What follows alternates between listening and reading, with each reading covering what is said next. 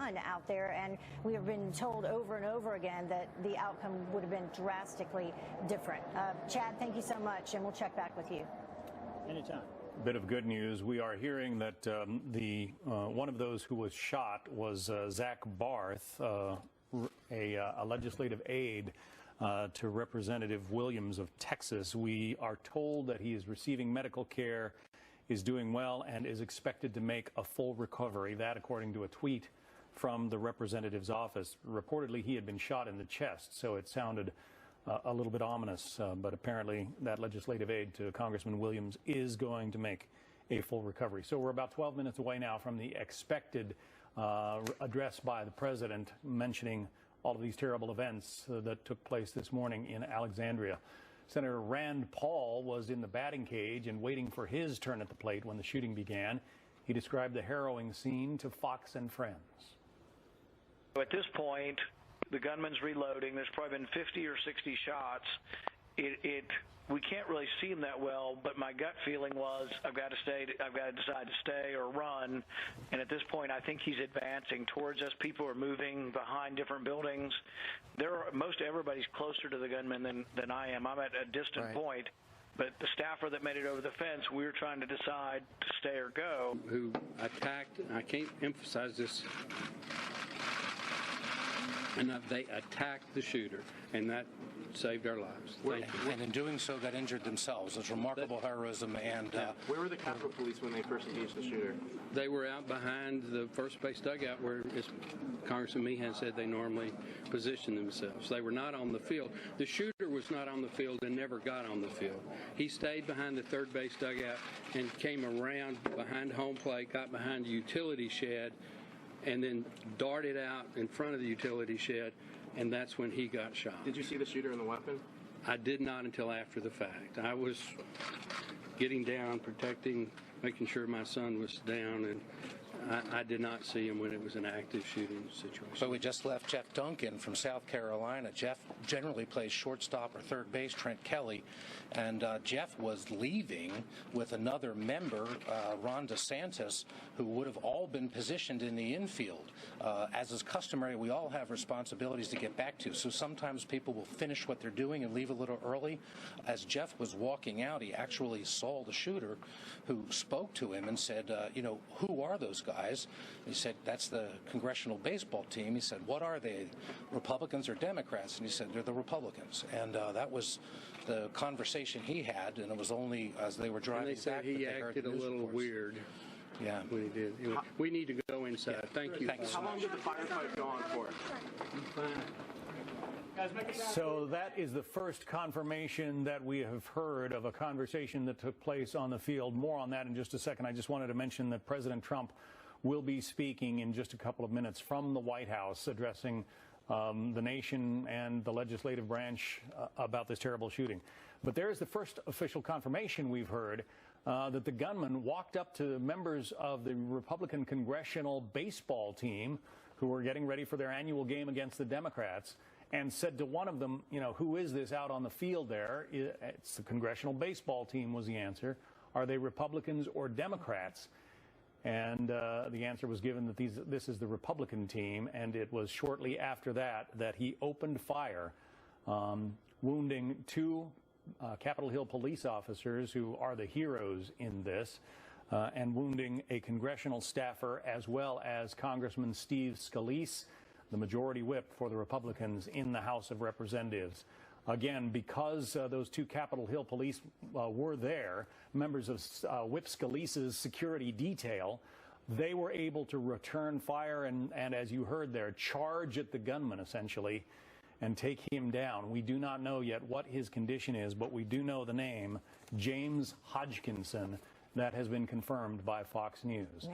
So we're waiting there for the president. He'll be stepping up to the microphone momentarily. And the suspect apparently 66 years old. You were also mentioning that was Congressman Ron DeSantis, who actually witnessed what we now believe to have been the shooter, who asked whether they were Democrats or Republicans at the time on the field. He did say that the suspect was kind of sauntering about slowly. He also said that there was a white van of some sort involved. So some additional information there. John Roberts is joining us from the White House right now. John?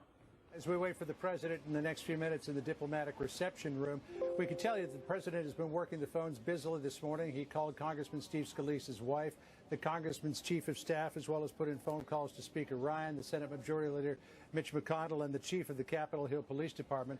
The vice president's also been making phone calls this morning, speaking to Speaker Ryan, Kevin McCarthy, the Majority Leader, Joe Barton, and the staffer that's the coach that you saw there on television just a little while ago. The immediate effect here at the White House of the shooting this morning was to lock down Pennsylvania Avenue to anybody but pass holders here in the White House complex. It's usually packed with pedestrian traffic. A lot of tourists here in D.C., particularly at this time of year in the 9 o'clock hour. It was reopened a little after 10 o'clock, but it was a scene that we don't usually see here, or one that the last time I saw it actually was on 9/11, when we had uniformed Secret Service officers standing at the intersections carrying automatic rifles.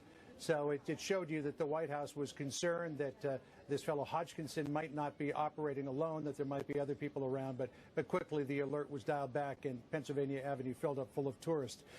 The president it's affecting the president's day. He's canceling his event at the Labor Department. The First Lady was supposed to be doing a workplace development event that was open to press. She'll still do that event, but that's now closed to press. And again, we've got the president's statement coming up. Steve Scalise was a familiar figure here at the White House. He was most recently here, by my count, last week when he was here with the leadership to talk about the way forward on tax reform, as well as some of the president's other legislative priorities. The president tweeting out this morning, quote, Congressman Steve Scalise of Louisiana, a true friend and patriot who was badly injured but will fully recover. Our thoughts and prayers are with him. The First Lady Melania Trump also tweeting out this morning, quote, thank you to the first responders who rushed in to help protect those who were hurt in Alexandria, Virginia. My thoughts and prayers to everyone. We should also mention here, John, when we see the president, it will be on the occasion of his 71st birthday.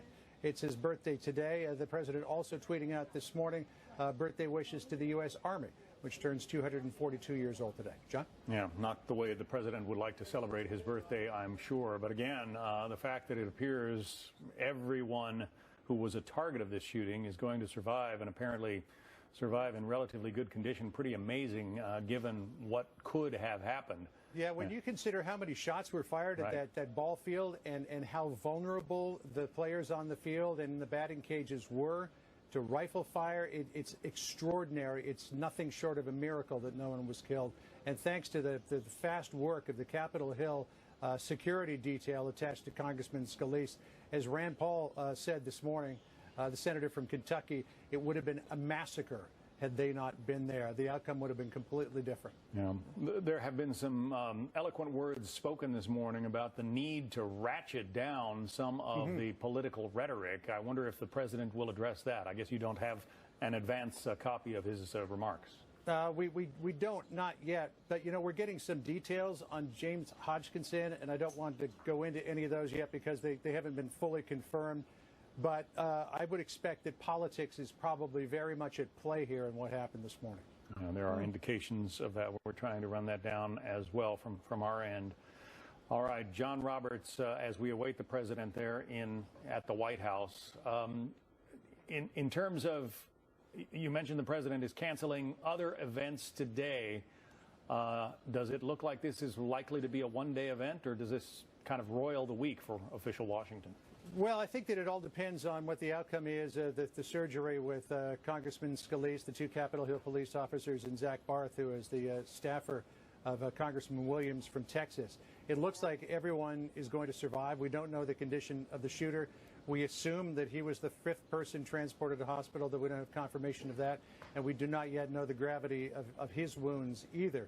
But if it looks like by the end of the day, everyone is going to pull through just fine, and there's no reason to think, at least when it comes to Congressman Scalise and Zach Barth, that won't be the case.